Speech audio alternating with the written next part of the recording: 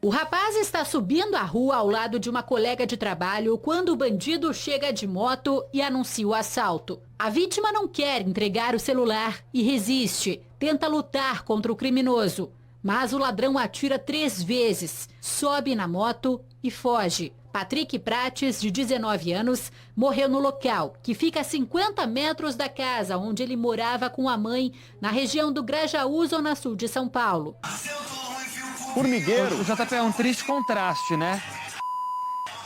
Ontem a gente falando aí sobre essa questão da vacina, hoje de novo todo mundo com essa ponta de esperança, começando a imunização, começando a dar um passo, né, caminhar para fora dessa pandemia, só que tem gente que não tá nem aí, tem gente que não pensa no próximo, não pensa na família e segue realizando esse tipo de aglomeração. Ontem, Zona Leste de São Paulo, também Diadema, aliás, Diadema não foi só um pancadão, a gente mostrou 3, isso que teve registros, os vídeos que rolaram pelas redes sociais, e hoje, pancadão então na maior comunidade, como você bem disse, que nós temos aqui, não só em São Paulo, como em todo o país, a comunidade de Heliópolis. As pessoas que vão para esse lugar, o JP, é claro, vão para festa, vão para se divertir. Então não usam máscara, não respeitam qualquer tipo de distanciamento social, até porque num ambiente desse, nem tem como fazer isso. Então essas pessoas que muito provavelmente não estão nem um pouco preocupadas com a pandemia, seguem realizando pancadões como esse que a gente está vendo agora no Primeiro Jornal. É lamentável, JP. Sem dúvida nenhuma. Deixa eu ver mais detalhes na reportagem de Marcelo Moreira.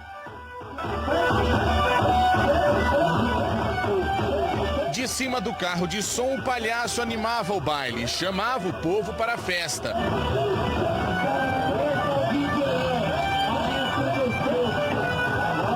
O funk levou uma multidão para as ruas da comunidade de Heliópolis, a maior de São Paulo, neste domingo.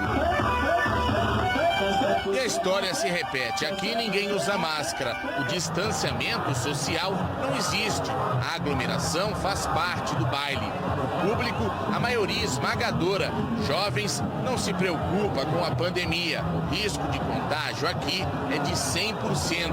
Da janela de casa, o morador que não vai conseguir dormir grava a bagunça. A imagem de cima é impressionante. São milhares de pessoas. E o pior, eles ficam assim até o amanhecer. Em São Bernardo do Campo, no ABC Paulista, a Guarda Municipal precisou usar a força para acabar com o baile funk. Com tiros para o alto, os agentes dispersaram a multidão. Houve correria.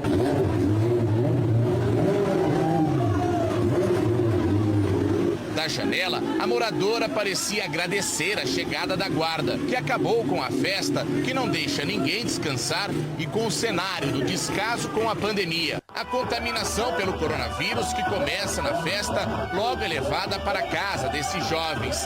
Afeta diretamente os mais velhos. E aí, os números da Covid só aumentam.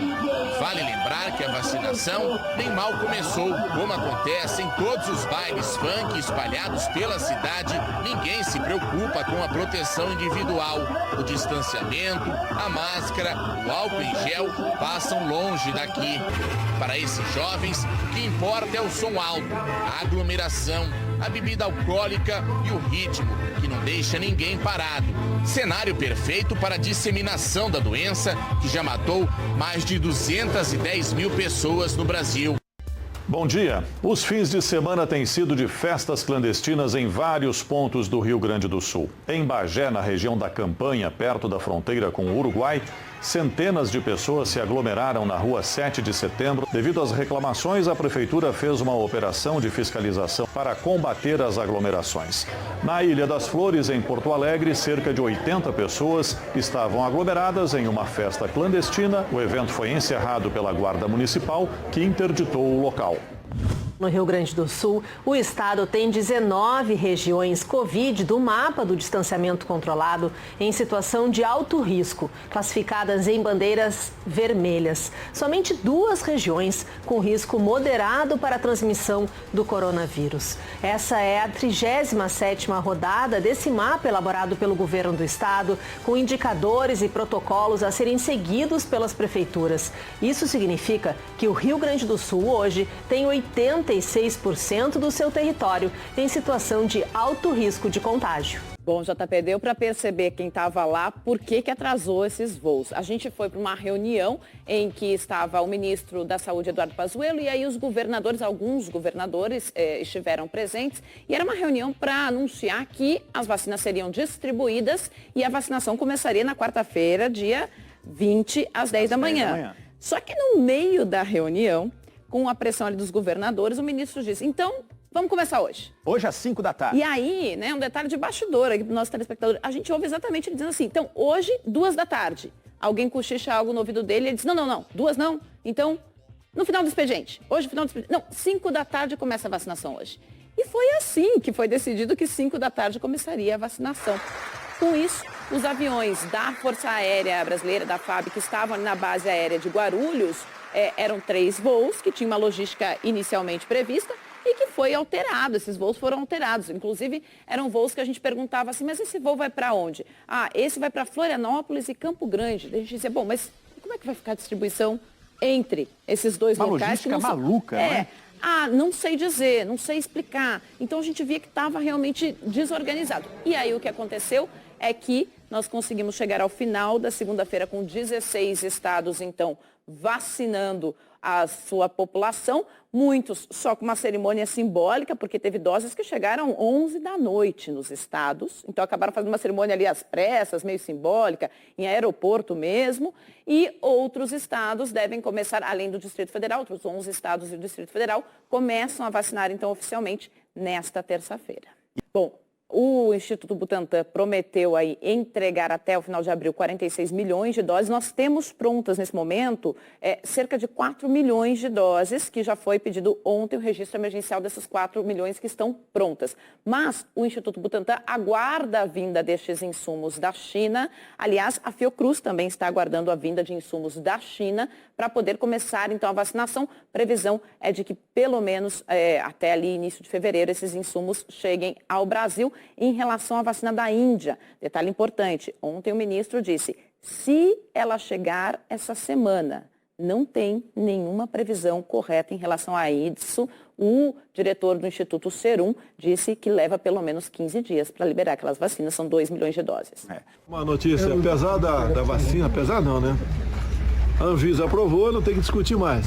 Agora, havendo disponibilidade no mercado, a gente vai comprar e vai atrás de contratos que fizemos também, que era para ter chegado a vacina aqui. Então está liberada a aplicação no Brasil. E a vacina é do Brasil, tá? Não é de nenhum governador, não, é do Brasil. Bolsonaro se encontrou nesta segunda-feira com o embaixador da Índia no Brasil e insistiu para que a vacina de Oxford, produzida no país indiano, chegue até sexta-feira aqui no Brasil. Olha, o embaixador até prometeu celeridade, mas não se comprometeu com o prazo. Vamos agora ao nosso giro de notícias Central Band de Jornalismo. Começa contigo, Marco. Vamos nessa, JP. O mundo ultrapassa a marca de 40 milhões de pessoas vacinadas. Segundo a Universidade de Oxford, Israel é o país que imunizou a maior parcela da população, 30%. O Brasil aparece pela primeira vez na lista. Espanha registra mais de 40 mil casos de coronavírus em 24 horas, o maior desde o início da pandemia. Para as autoridades de saúde, as festas de fim de ano e a falta de adesão ao isolamento social são responsáveis pelo aumento. Câmara dos Deputados da Itália decide manter o primeiro-ministro no cargo. Giuseppe Conte vive uma crise política em razão dos planos para a recuperação econômica do país.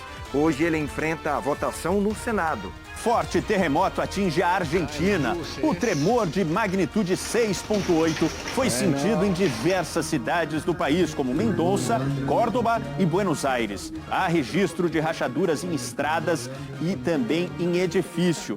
Quer ver só, o terremoto foi inclusive agora há pouco. A gente está tentando contato com os nossos correspondentes para trazer mais informações. Deixa eu ouvir.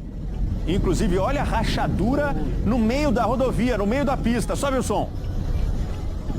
Meu Deus do céu. Olha o motorista aí, inclusive, se arriscando. Vai passando pertinho da rachadura, o cara morrendo de medo. Vai que abre uma erosão aí no asfalto. Deixa eu ouvir. Olha só o registro das pessoas, o terremoto que foi sentido agora há pouco. Essas são imagens de Buenos Aires, na capital argentina.